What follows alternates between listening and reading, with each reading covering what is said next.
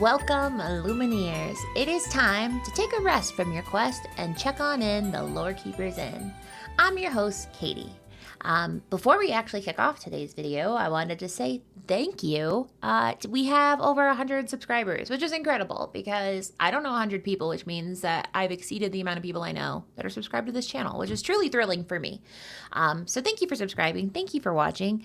And to celebrate, I'm doing a giveaway. So I'll be giving away a Kida, the league pin with Kida on it. So I'm excited to do that. To enter, make sure you subscribe and then comment down below. So I'll let you pick what you comment. You can comment either your favorite card from Limited, since that's on brand for this video, or you could comment what your favorite pin so far has been. My favorite pin is probably Kida, or you know, the Stitch one with the little sunglasses, Covert Agent, possibly.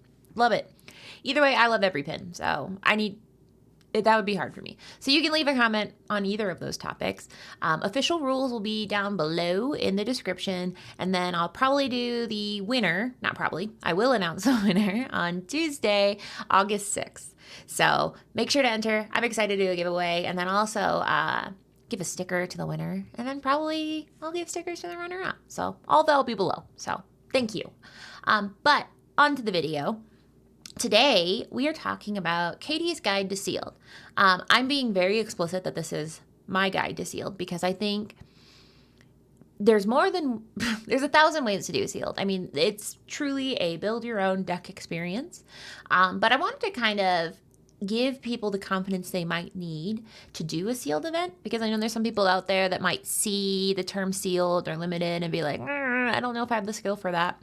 And so I want to give you a little bit of background information and then a little bit of insight on how I approach sealed. I do have some credentials. I recently won a sealed competition. So, you know, that's something. But anybody can be good at it. That's the fun part about it. So I think it's also a great way to, you know, meet new people. Sometimes going to a league can be hard because you go there and then you just have to sit down and it's like high school and you don't know anybody, and maybe that's a me problem, but I like being told where to sit and who to talk to. That's great for me. So sealed and draft, those kind of tournaments, they'll give you an activity and a start time and a stop time and who to talk to. And it can be a great way to get your foot in the door in a league and meet some people and then feel better just going to those kind of free open play league days. So I think that's a true benefit to being able to do this type of event. And also, it makes you a better player because you're going to be looking at these cards in ways you haven't before. Oftentimes, people will build a constructed deck based on what they've seen online, and the deck is great, and they know how to play it. But when you do sealed, you're going to start to look at cards and say what makes them good, what makes them beneficial, what makes a card maybe not good. So it's a really good way to build your skill base as a player, in my opinion. I'm going to say in my opinion a lot because I'm just afraid someone's going to be like, you're wrong. Wish you can do that, but at least I covered myself and said it was my opinion. So, and lastly, as somebody who likes to buy packs, it gives you a way to enjoy packs at home. So all you need is 2 people to play sealed. I mean, it's going to be a really short tournament, but ultimately, if you and your partner, your friend, you want to buy 12 packs or a booster box, if you buy a booster box, that's 24 packs, that's 2 sealed rounds, baby. So it's a good way to enjoy the cards other than just opening them and cataloging them, which is very valid. That's a very valid way to enjoy cards, but this gives you another way to really play with them and get to know them. Now, I did want to talk about a couple terms right off the bat. And that's just because when you talk about limited, you're already using words that you might say, I don't know what you're talking about. So a lot of these terms are going to be grandfathered in from other trading card games, and these trading card games go back years, and so a lot of them are going to be back to Magic the Gathering. In fact, most of them that I'm going to cover, but I wanted to kind of go over some terms that you might hear and I might say later in the video, so that way when you hear them, you're kind of know at least where I'm coming from. One thing to go over is you're going to hear people talk about, oh, are you going to build an aggro deck, a mid-range deck, a control deck? So in limited, that's not going to come up as much because generally you're going to build the deck you can with the cards you have. And Lorcana is a newer game where the cards are a lot more broad than maybe you would see in other formats. I only mention this because I recently and by recently I mean 2 days ago, bought some Magic the Gathering and played Sealed with that. And those cards are very complicated, and you can build a type of deck with those cards because they're just so, specific for what card is supposed to do. But Lorcana is a little broader, and it's a great place to start. So I would not be too afraid about being like, what kind of deck am I building? You should just build the deck you want to build and play it the way you want to play it. But in short, aggro is going to be a deck that's aggressively fast. So it's not necessarily like it's aggressively beating down your opponent. That's kind of a carryover from Magic the Gathering, where aggro is you're aggressively striking the opponent. You don't do that in Lorcana. You're aggressively questing. So think about if someone says aggro, they're talking about a deck where you are getting as much lore in as fast as possible and just making the opponent rather, deal with how fast you're going.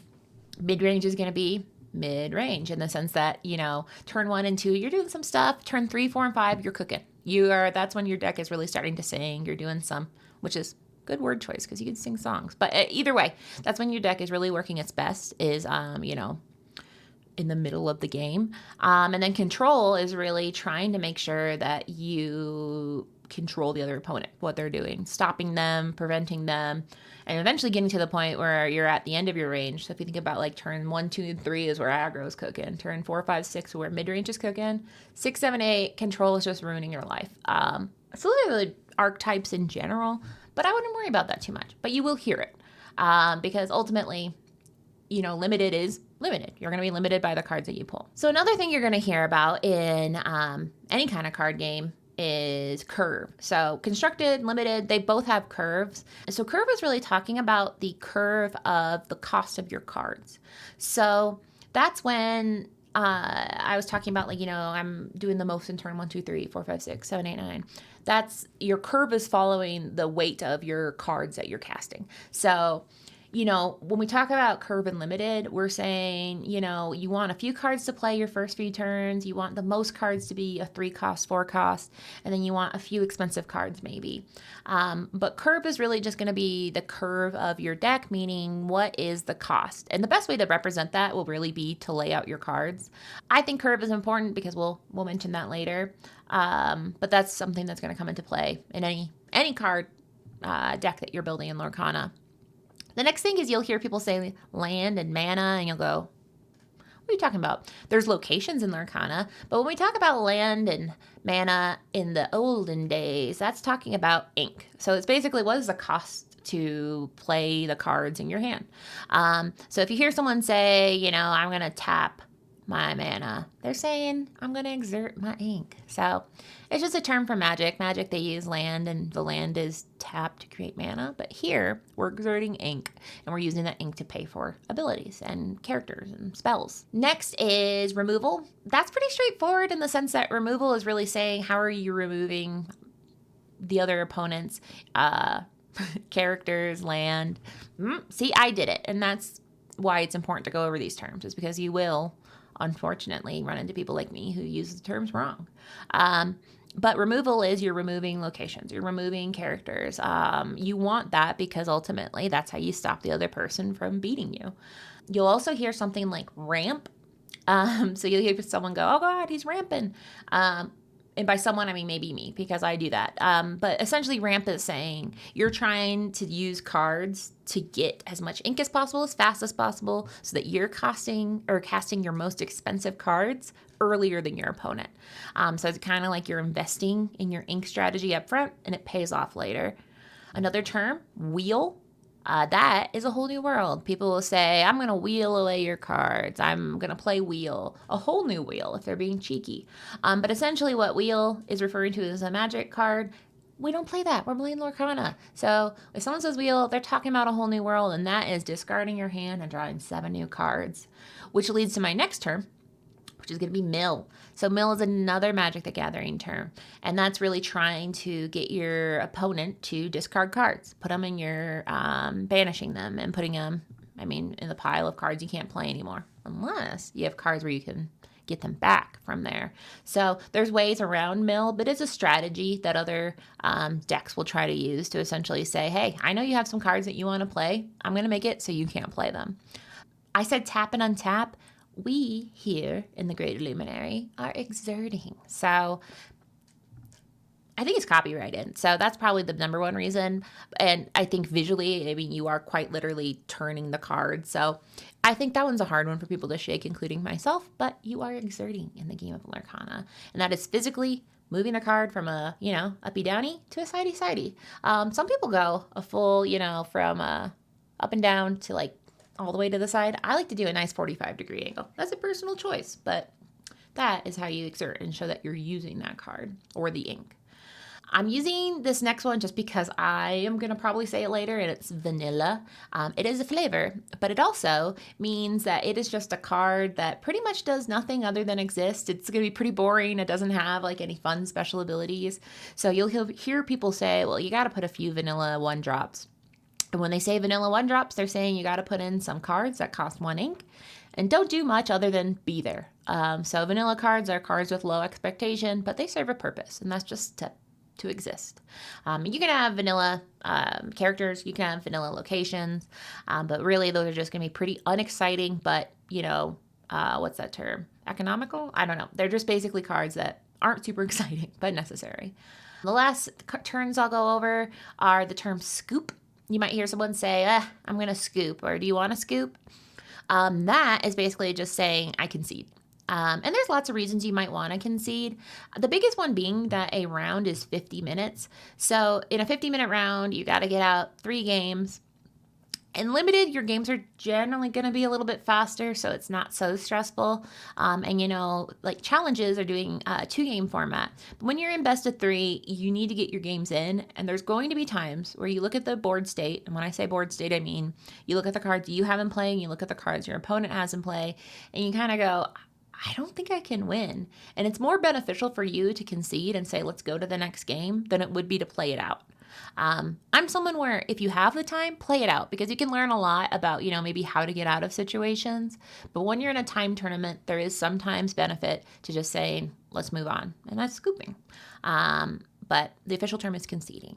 And sometimes you just want it because you're like, oh, it's painful. Like they're at 20 if they're at 20, they won. But you'll be at 1 and they're at 18 and they have 5 cards on the board, and you just go, there's nothing I can do. So it's up to you though. Never make anyone feel like you have to scoop or concede. It is truly, based on all the factors in play, and what you're trying to do in that moment and what kind of tournament you're in.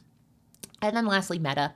I use that term only because people will say, oh, this card's good in the meta, this card's bad in the meta. Meta is truly just talking about the game, state of the game at large, as far as what cards are good given all the other decks and cards that people are playing and that exist.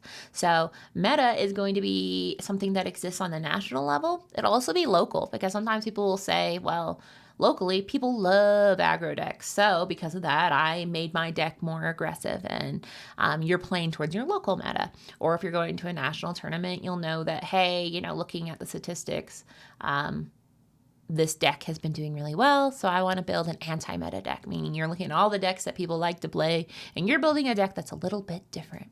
So not super important to limited, but it'll come up. It'll come up during research. I'll probably accidentally use it in this video for some reason. And when you're watching other people's content, these terms will come up. That was just my quick brief on terms that I might use. We did an episode with Jake from 40born, my old show, Hakuna Lorcana. So that is one I'd also check out, because Jake does a way better job describing it than I do. And he'll give some historic context, which I don't necessarily have. But I'm doing my best to at least give you something. Now, basics of sealed. So there are official rules. You can Google the official rules, but to kind of give you what to expect, just like if I'm like, hey, we're in the car on the way to do a sealed tournament, and I got to tell you right now, the basics are that you're going to get 6 packs of cards. Each pack is going to have the traditional 12 cards, and then you are going to have some amount of time to build a deck. I believe, I looked in the rules, I didn't see it in there, but generally I think it's like 30 minutes or something along there. But they'll tell you, they'll say, hey, we're going to open your packs. You have until this amount to build it. Now, you want to have a minimum of 40 cards. And you might say, well, a minimum of 40? What about a maximum? So the reason we say 40 cards is because that's going to give you the minimum to play, and then also gives you a chance to draw the good cards. Because let's say you go, well, I don't know, I got rid of 10, so that gives me 62 cards. which I'll play it, you're basically hurting yourself because you know there's good cards, and if you get rid of the bad cards, you have a better chance of drawing the good cards. So you want to aim for 40 purely because you're picking your 40 best cards, and now you have the best chance of drawing those 40 best cards. But do keep in mind, I mean, no one will fist fight you. I mean, someone might. Some people get passionate about deck size, but you can have more than 40 cards. There's no ink restrictions, so this is the best part. With other games, you might see, well, you have to be cognizant of what color's ink or what color ink you're including. Like, for example, constructed, you can only have 2.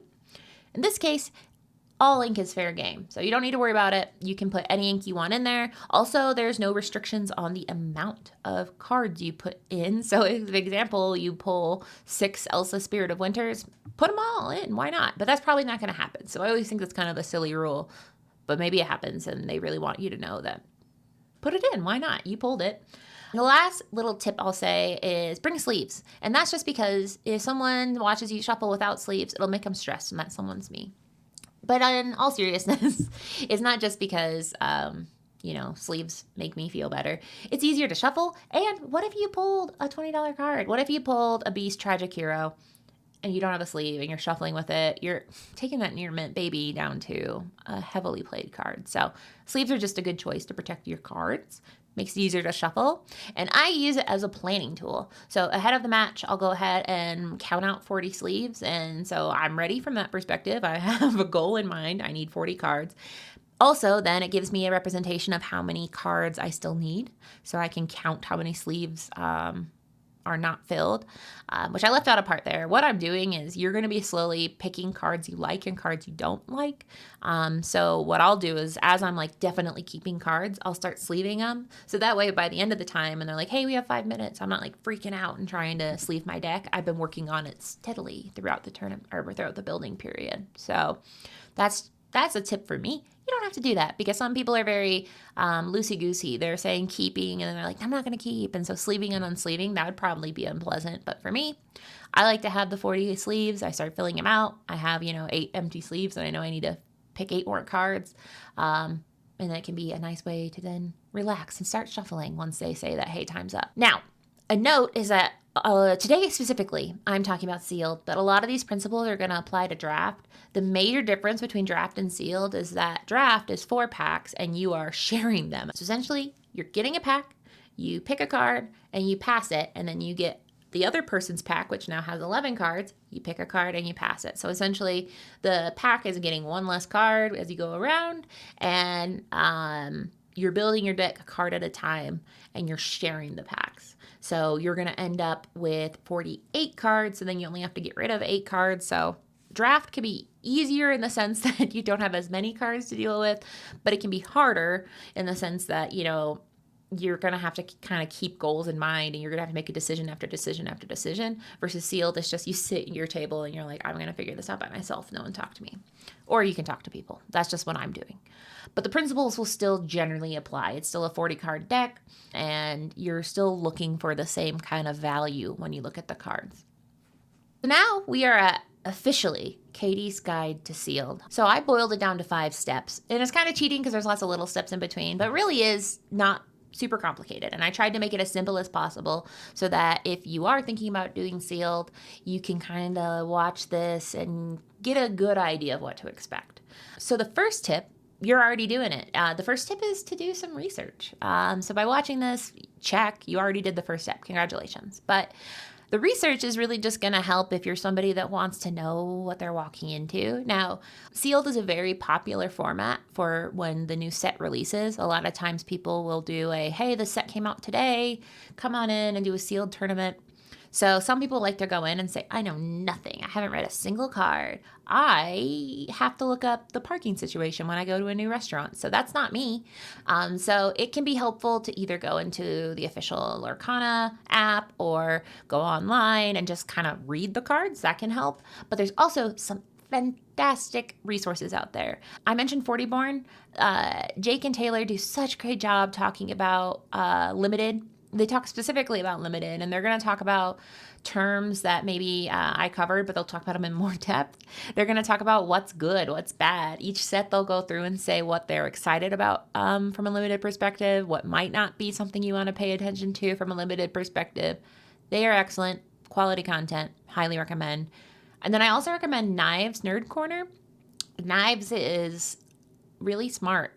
So he does a lot of data analysis, and his videos will help you kind of look at, if you're somebody that likes to know, like, statistically, should I grab this card? He will do some content that'll help you understand what is valuable from a larger picture. So he's going to show, when you're doing a draft tournament, there's going to be probably this many evasive cards at the table, so you should grab it when you see it. Things like that. So those 2 resources are a great place to start. But you started with me, so thank you. That means a lot. But anyway, so research. That'll help kind of get you ready to know kind of what you're getting into. But it's mostly optional. But I'm still putting it as step number 1. Now, step number 2 is not optional. That is relax. That can be easier said than done. I've rarely ever relaxed, but I will say try to relax, because limited is a very random format. I mean, ultimately, you're being handed 6 packs, and you can only build a deck based on what's in those 6 packs. So you've already relinquished yourself over to the randomness gods. So just try to embrace the chaos and understand that everybody at the tournament has the same kind of challenge ahead of them of having random 6 packs and building it in a short period of time. So knowing that, unlike Constructed, where you can run drills with your deck over and over and really know your deck inside and out, this one, it's really, you're building this deck for the first time. It's a deck that exists only for tonight. So try to relax a little bit and know that not winning a limited tournament doesn't necessarily reflect upon you. You could have opened bad packs. You could have maybe built something a little differently than you would next time. And you're going to learn so much just by being there that I guarantee the next time you do a limited event, you're going to do better, because you will always learn incrementally when you do one of these events. So try not to put too much pressure on yourself to be the best, because it takes time and there always is that randomness in there. So step 3, this is the fun part. We are opening those packs. We're cracking packs, as I like to say, or as the kids like to say. And I'm not sure what those kids are, but somebody probably says that. You're opening 6 packs. So good news, you won 6 packs. I like to think about it that way. Some tournaments you pay and you might go home with nothing. You're going home with 6 packs. So that's exciting. So it can be overwhelming though, because that is 72 cards that you're like having to look at and say, well, how am I going to turn this into a deck? So the way I deal with this is I open my packs one at a time. I've got my mat in front of me, and I am separating them by the cost of the card. So everything that costs 1 ink, I'm putting in a pile. 2, 3, 4, 5, 6, and then usually like 7, 8, 9 can be in its own pile, because there's not a ton of cards that cost more than 7. The benefit to doing this is you're just kind of looking at the cards and seeing if you've studied them. You're going to go, I know that one, I know that one. But if this is your first time seeing it, you're just kind of quickly looking at it. You're just looking at the card, separating it, looking at the card, separating it.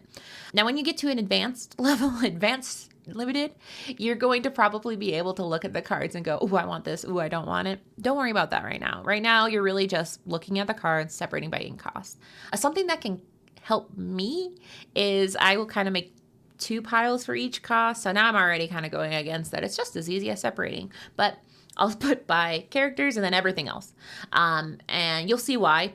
But ultimately, I want to make sure that at the very least, everything is separated by the cost. So I'm naturally already seeing the curve of the cards that I have been given by the packs. So now we're on to step 4, which I'm calling the keeps and the cuts. So at this point, you have 72 cards. And like I said, that's pretty overwhelming to know that you have 32 cards, ideally, that you want to get rid of. So really what we're talking about, and what I like to think about, is what are my best 40 cards? Because it can be hard to know which are your worst cards, but it's easier to think about which ones are my best cards. So to do this, you're going to look through each pile with a few things in mind. Now, one term I didn't cover at the beginning of the video that you might have heard or you might hear on other platforms is BREAD. It's all capitalized, but BREAD stands for Bombs, Removal, Evasion, Aggro, and Dregs. And it is a term that people used in, I believe, Magic. I don't know if other formats use it, but essentially it's saying you want to look for your bombs, removal, evasion, aggro, and get rid of the dregs.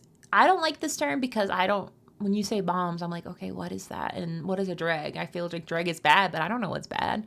So I don't find it 100% useful in Lorcana, because I find in Lorcana there are good cards. There are cards that are objectively better than most cards, and then there's cards that you probably want to stay away from. But it's really hard to say like, hey, these are objectively game-winning cards versus not. So I instead would say focus on the following qualities that I'm going to talk about.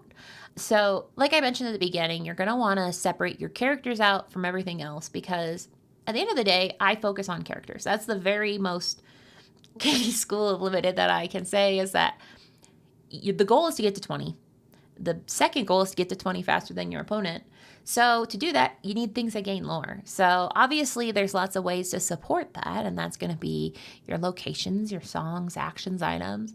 But you really need the meat and potatoes of your characters before you can really worry about anything else, because that's ultimately how you're going to win the game, is by questing. As you know, there's going to be your opponent who's doing things to stop you from questing, whether that be casting their own removal or challenging your characters. But just to keep it simple, I think about my characters first. So that's when I want to talk about the qualities that I'm looking for. So to make things easier, I'm going to talk about what I focus on looking for, and then I'm going to be pulling out of the piles as my keeps. So the first thing I'm looking for is things that quest for more lore than just one. Because ultimately, like I said, questing is how you win the game. So things that I'm looking for are going to be anything that quests for more than one. You know, there's cards that quest for 3 and 4. So you're looking for those cards, because ultimately, if you can get to that 20 lore faster, you win. So the cards that I'm looking for is something like Arthur Wart, which is kind of a goofy name, but essentially Arthur Wart is a card that's going to be in the 5th set, and it is a 2 ink with 2 strength and willpower, and it quests for 2. So that's just great. It's inkable. It's questing for 2. Now, obviously, you're going to say, well, couldn't somebody remove it? You know, when you think about limited, you are assuming that your opponent has as much as chaos and choices they had to make. So I'm really just looking for, plan A is I put characters out and I quest with them and they do great. So in this case, you've got a character coming out on your second turn that quests for 2. That's wonderful. Another option of a card that I really like in Limited is going to be Caterpillar Calm and Collected from set 2. That one is a 3 cost inkable. It is a 1 strength and 3 willpower, and it quests for 3. So obviously these are going to be characters that your opponent sees and immediately wants to get rid of, which is good and bad, because ultimately when you have something that is questing for a lot, they then make a choice where they're like, well, I can't quest because I got to get rid of this caterpillar that's just really racking up the lore over here. So that's why I like going to look for my characters that quest for more than one first and foremost. If they're inkable and they quest for more than one, love it. Now, I mentioned that they're going to be hot targets for your opponent. So the next thing I'm looking for is Bodyguard. So Bodyguard in Lorcana is going to make it where your opponent has to go through them before they can get through your other opponents. So a good example of a Bodyguard is going to be Nani, Protective Sister, and that's going to be from set 3. Bodyguard reads, this is a character that may enter play exerted. An opposing character who challenges one of your characters must choose the Bodyguard character, if able. Now, Nani's great because she's a 3/6 and she quests for 2. She's got Bodyguard. I mean, there's literally nothing better than this because she's protecting your other characters. If you play a Caterpillar and then you play her the next turn, so I guess in this world you're playing your Caterpillar on turn 4, and Nani's protected, and so now they have to go through her to get to your other guys. There are also smaller bodyguards. We have a 2-drop Kida Royal Warrior from set 3. Same kind of situation. You got to go through her to get to the stuff that you're trying to protect. So bodyguard is a great way to essentially slow down your opponent and protect the things that you're truly trying to get value out of. Now, the next one is actually in the BREAD acronym. So that is going to be, the term they use in BREAD is evasion. And yeah, it's evasive is the term in Lorcana. So evasive is very valuable because essentially, as it reads, only characters with evasive can challenge this character. So a great example of this is a turn 1 inkable, 1/1 Pegasus, Gift for Hercules. it's great because your opponent will have to have either a card that targets it, so something with a direct removal, or they have to have their own evasive character. So you're getting a lot of value out of something with evasive because ultimately your opponent will have to work harder at getting that character. Another option I like is Don Carnage, Prince of Pirates, 4/4, quest for 2. It's a problem because, maybe they already used their evasive character to take out some of the other evasive, and then what do you know? You have a second evasive. So you're always going to get a little bit of value out of evasive just because you're either forcing them to use their evasive, you're forcing them to use their removal, and at the best case scenario, you're just questing and they can't do anything about it. So evasive is something you definitely want to look for. And then the last thing that I'm looking for is any card that's got some special spice with it. And so what I mean by that is helpful abilities. So you're looking for things that help you draw a card, makes your opponent discard, deal damage, or bounces something back to your hand. For example, there's some cards that when they, instead of banishing them, you put them right back in your hand, which is great because now you can play it again. 2 cards that I wanted, or actually 3 cards I wanted to call out. We have Hans, 13th in line. Now, there's a thing called power creep, which means as time goes on, the cards that used to be really good are a little less good. But this card was one that I really loved in Chapter 1 because whenever it quests, you deal 1 damage to chosen character. So let's say you have an evasive Pegasus on the other side that's a 1/1. You quest with Hans, and you can ping him, which kind of means hit him, deal that damage to the evasive character. You get to direct it how you want. So Hans is great because he's questing for 2, but he's super great because he's firing off little pieces of damage. Another great example, Merlin Rabbit from set 2. This is a classic card that you're going to see in most Amethyst decks because this is one that's got lots of benefits. And by lots, I mean 2. But basically, you get to draw a card when you play it, and you get to draw a card when it removes play. So whether you're removing that card on your own will by challenging somebody where you know it'll be banished, whether you're bouncing it back to your hand with a card that makes you return the target to your hand, you're going to get 2 cards off of Rabbit. So fantastic. Card draw is really important in games like this because the more cards you have, the more options you have. And the last one I wanted to call out is Daisy Duck, Secret Agent from set 2. So this is a card that says thwart, which is fun to say. Whenever this character quests, each opponent chooses and discards a card. Also, for uninkable, this is for inkable. It's a 2/3, quest for 2. So, chef's kiss. This is a beautiful card because card draw is important, but having your opponent mill or discard, better because suddenly you have cards, your opponent doesn't have cards, you're happy, they're sad. I mean, I don't want to make anyone sad, but I do want to win. And that's a really great way to win is to get them to get rid of what's in their hand. So really all we're talking about right now is the cards you want. So that's really what we're doing first is picking those cards that are important for you to have. Now that you've picked, so let's say you picked like 10 cards, you're like, I want these cards. Then you can say, well, now that I know I want these cards, are there anything that helps me with these cards? So one thing that's very unique to Lorcana is shifting. So that's where you are going to pay the shift cost instead of the cost of the card. So an example of this is going to be Tinkerbell Giant Fairy from set 1. So this is one where it's a shift 4. So you might say it's a 6 cost inkable, but with shift, you pay 4 and you play it on top of another Tinkerbell.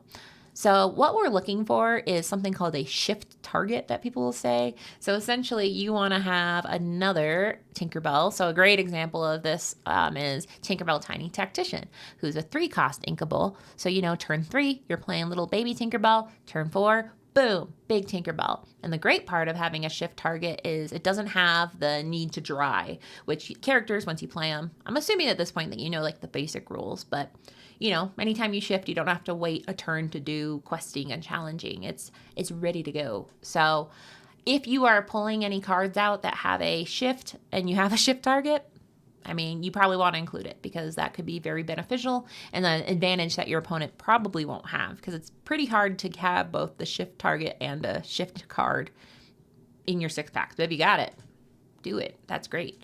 You also want to look for synergy. That's going to be things like, let's say you have some madrigals and you're doing only set 4 and you got a lot of madrigals that talk about looking for madrigals, helping madrigals. And you're like, well, I should probably put all my Madrigals in my deck and go all in on that synergy. Dwarfs are another synergy that can happen.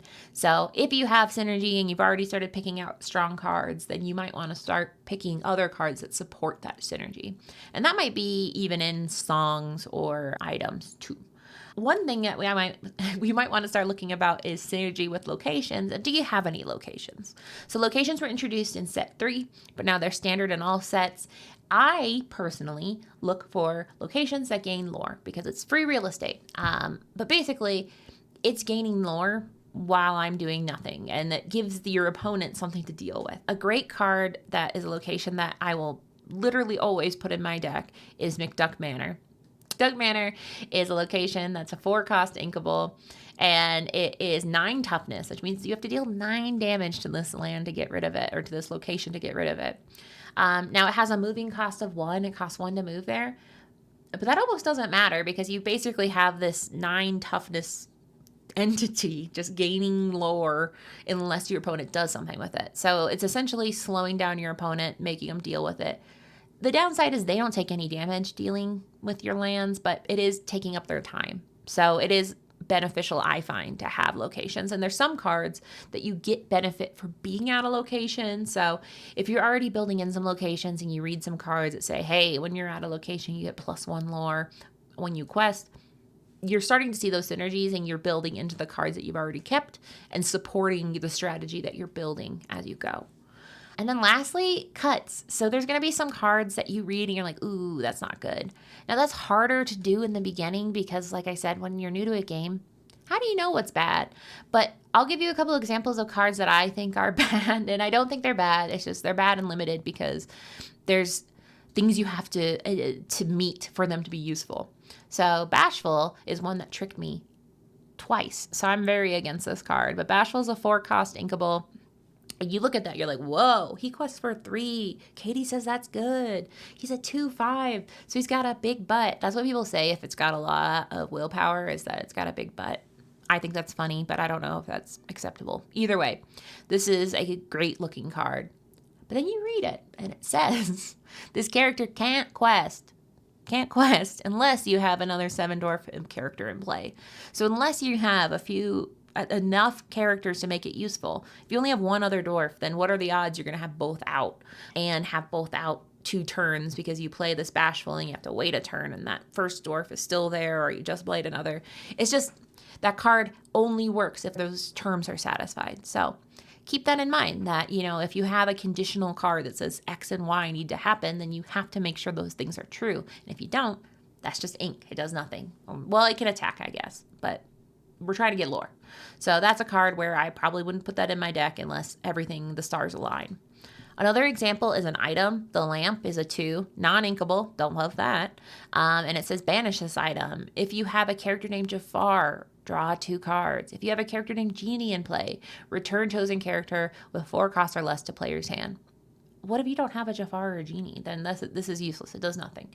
So maybe you have a Jafar, but it's not a good Jafar. So it's all conditional about the cards you have. This isn't an objectively bad card. I mean, if you're building a Jafar Genie deck, that's great. But if you're not, then this is a card that does quite literally nothing for you. So I never want to say that's a bad card because everything's circumstantial. But in this case, it's probably going to be pretty not helpful most of the time. So that is the end of step 4, which is really just, picking cards you like and getting rid of cards that are very obviously not helpful. With the focus on, just focus on the cards you like more than the ones that aren't helpful because, some of the knowing what's bad is going to take a little longer than knowing what's good. But that really is step 4. You're keeping and you're cutting. So now we're at step 5, which is really the final step, and that is rounding out your deck. So at this point, you should have probably 30 to 50% of your deck and have an idea of what you want. You might have already started sleeving because you're like, I want to start doing that and it makes me feel better. I like to lay them out, the things I'm keeping with that curve, because this is a step where you're saying, what am I missing? How do I fill in the blanks? How do I get what I have in front of me to 40 cards? So the best way to do that is you want to look again. I kind of already mentioned this in the past step, but you're looking at synergies. Before we were only looking at characters, but really look one more time to see, is there anything that's going to work with the cards that I kept and make them beneficial? Things that are going to be, like I said, the magical synergy is great. For example, if you're like, wow, I have 3 genies and 2 Jafars, then maybe the lamp is really a great choice at this part. So you're really looking at your keeps and saying, what items and actions and songs support what I've already decided to keep. And then you're also kind of looking at the criteria in step 4 and being like, did I miss anything? Did I judge it too harshly? You're also really going to want to think about your inkable ratio. So when we talk about inkable ratio, the sweet spot people say to aim for is 20% inkable, 20% inkable will be a really rough time. 20% uninkable, 80% inkable. So the math works out with, if you have 40 cards, that's going to be 8 non-inkable cards. But keep in mind, these are guidelines. So you can have more non-inkables, but I'm somebody where I'm trying to have as many inkables as possible and only keeping in uninkables because I really like the card. Now, I generally have 5, 6, 7. I'll go up to 8, but I'm scared because ultimately I think of all the formats, limited is the most a race of all the formats. So knowing that it's kind of a race and you want to go fast, if you're not playing anything for a few turns or you can't ink for a few turns, that can really turn the tide for the game. Because ultimately if your opponent is inking and playing and you're just like, I'll ink next turn. It's hard to come back from that. So 8 at the most. Use your own discretion. You're going to learn your own risk profile when you play, but that's just the rule of thumb. And then you're going to want to look at, did I pick any cards that have removal or card draw that I might have overlooked? Card advantage can make or break a match. So let's say you had friends on the other side, which is a card where you get to draw 3. Nope. You have friends on the other side, which lets you draw 2 cards. You might have not picked it because, it's an action. It doesn't quest for anything, but drawing 2 cards can be a big deal. And on the other side, making your opponent discard cards can be a big deal.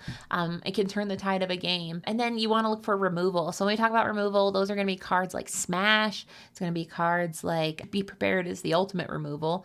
But I also urge you to look at your cards again and look for a term called Rush, because Rush allows it to challenge the turn it's played. An example of this is going to be Stitch Little Rocket. Now, it's sad. He's fragile. He's a 3/1, but he's going to hit for 3. So essentially, your opponent can play something and quest, and they're feeling pretty good because they're like, well, this person's probably not going to challenge me. And out of nowhere, you just chuck a Stitch at them and you banish their character. So removal can be songs and actions, but it can also be characters with Rush. Rush doesn't mean you have to attack, but it can be a great way to surprise your opponent and get rid of a character that's causing you problems or you want to get rid of quickly. And lastly, this is the last time I'll mention curve, but you're looking at your curve.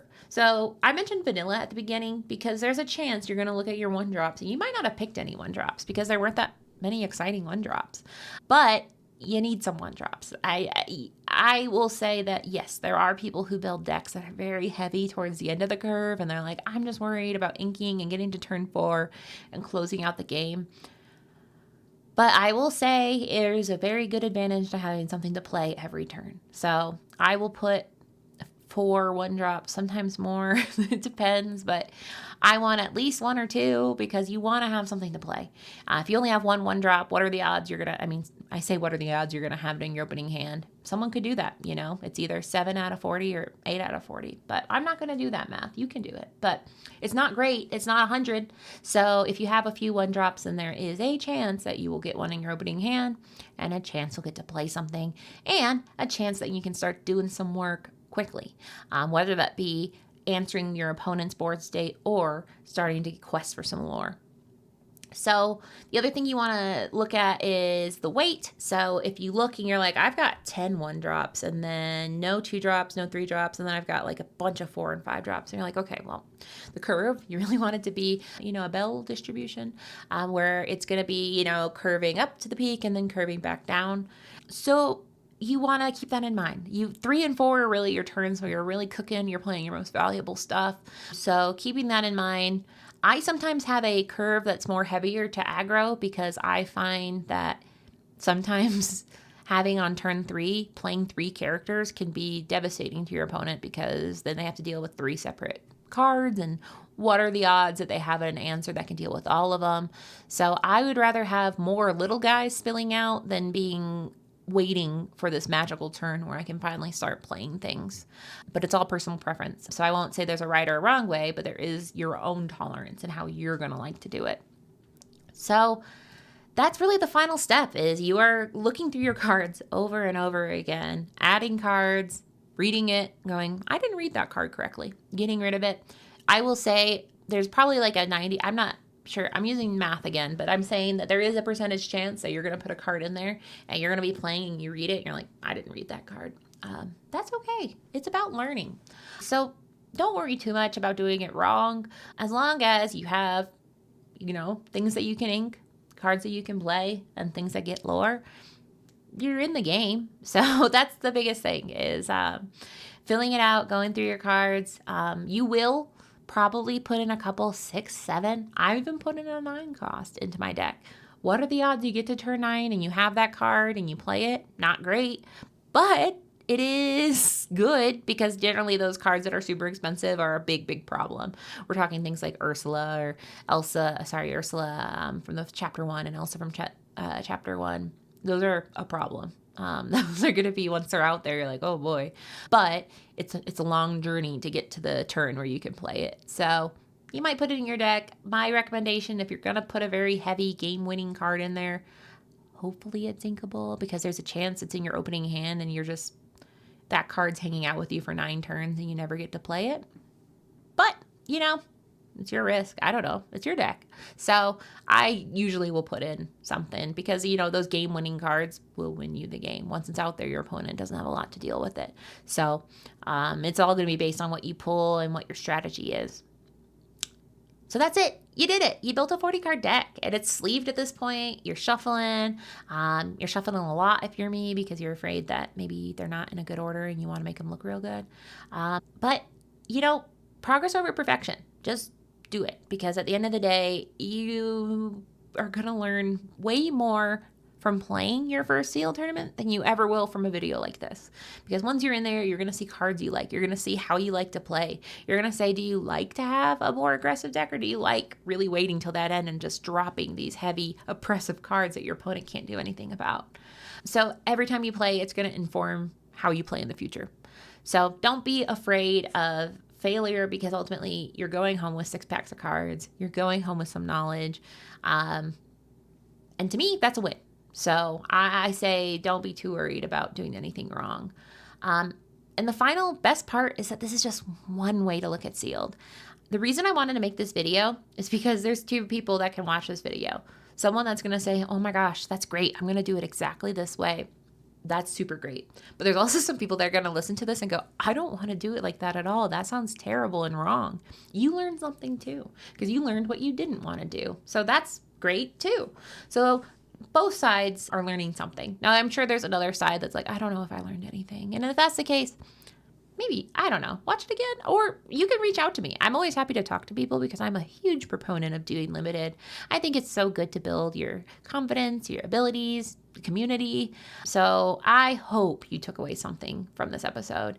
And more than anything, I hope this encourages you to either, do sealed with your friends, go look around for tournaments, or go to a challenge event and do the side events. So that's something where you can do side events at the Disney Lorcana challenges. And this is a great way to get some tickets. So if you watch my other video, you'll know I want tickets more than anything, because tickets mean prizes, and prizes make me happy. So I think this is something that is a great skill to have. I'm interested to hear what you guys think. If you have any questions, I know I said in the comments to leave a comment to enter the contest, but if you have other comments or questions, you can leave them in the comments too. I'll make sure to answer below, or you can always reach out to me on Twitter. Thank you for joining me for this episode of the Lorekeepers In. As a little aside, I made this video once and I accidentally used the wrong microphone, and I tried to use real cards and it was really bad. So, that's a secret Lorekeepers In that no one will ever see. In fact, I haven't watched it because it made me really sad. But I appreciate you for watching this video, because I'm pretty sure this one worked out, which is exciting for me. If there's anything else else you want to hear me talk about, perhaps you want to hear me talk about draft or to talk about constructed, definitely let me know. You can email me at contact@thelorekeepersin.com, which honestly, if anyone emails me there, you'd be the first person, which would be very cool for you.